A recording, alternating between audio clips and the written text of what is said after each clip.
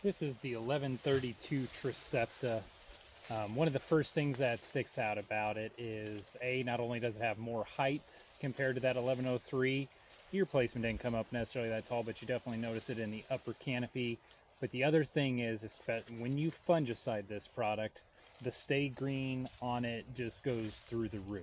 It is a phenomenal stay green product, especially after it gets fungicided.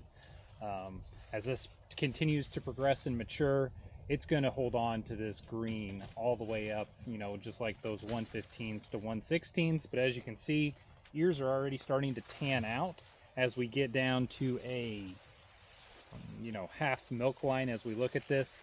But it stays green, but the ear definitely starts to dry out. So this product is finishing strong. And that is what this product's, yield success is dependent upon, is being able to finish strong.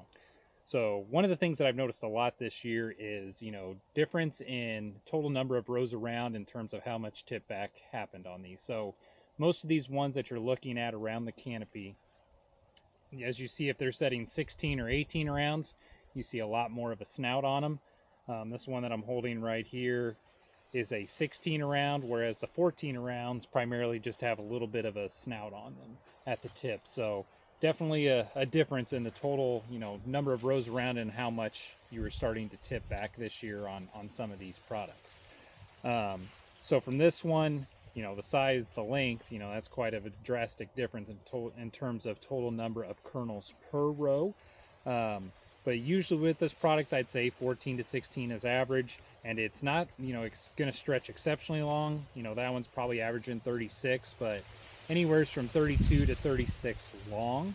But what really makes this product yield, because if you just do a pure kernel count, number just based off the number of rows around by kernels per row, it's usually going to be on the lower side relative to other products.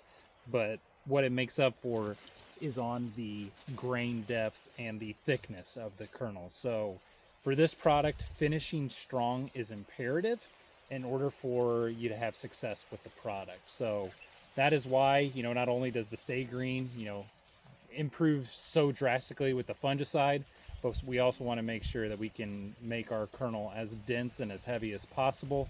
So that is why, this product, I always say, should have a fungicide with it.